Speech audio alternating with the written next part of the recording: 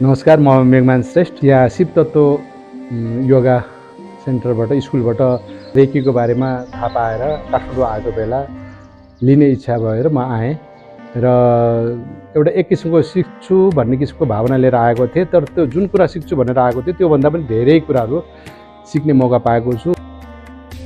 नमस्कार, म गोपाल अधिकारी।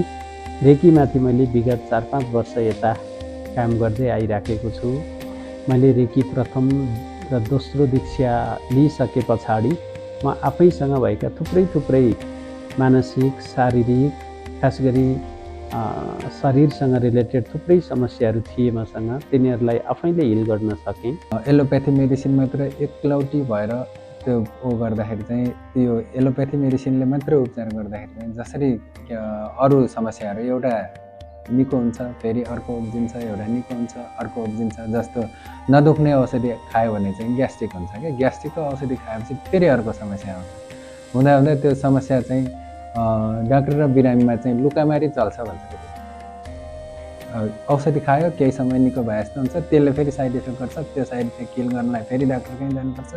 फेरि डाक्टरले औषधि दियो, केही समय निको हुन्छ, फेरि त्यसको साइड इफेक्ट आउँछ, फेरि डाक्टर कहाँ पुग्नुपर्छ। त्यो यदि हटाउने हो भने चाहिँ अल्टरनेटिभ मेडिसिनको रूपमा चाहिँ यो रेकी र अरू अन्य उपचारहरू लिन सकिन्छ र लिनुपर्छ। लिएन भने चाहिँ यो स्वास्थ्य उपचारको क्षेत्र चाहिँ अपाङ्ग हुन्छ भन्ने मेरो चाहिँ बुझाइ भयो यहाँसम्म आउँदै।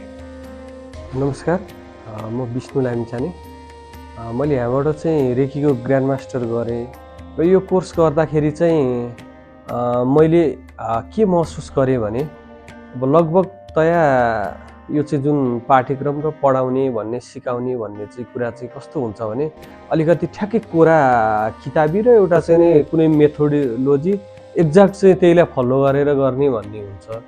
तर अब यहाँ चाहिँ अलिकति के भने अब मेन चाहिँ त्यसलाई आफूले पनि आफ्नो तर्फबाट पनि केही कुरा विकसित गर्न सकिन्छ कि अथवा आफूले पनि त्यसलाई अझ निखार्न सकिन्छ कि अथवा त्यो चाहिँ स्थितिमा पुग्नको लागि र आफूले केही कुरा चाहिँ त्यसमा एडिसनल गर्नको लागि र अझ त्यसलाई चाहिँ परिष्कृत बनाएर अगाडि बढ्नको लागि र एउटा आफूमा पूर्ण रूपमा आत्मविश्वास र जुन एउटा आफ्नो क्षमता उजागर गर्नको लागि अलिकति त्यो खालको चाहिँ गुरुबाट चाहिँ ती कुराहरू चाहिँ पाइयो।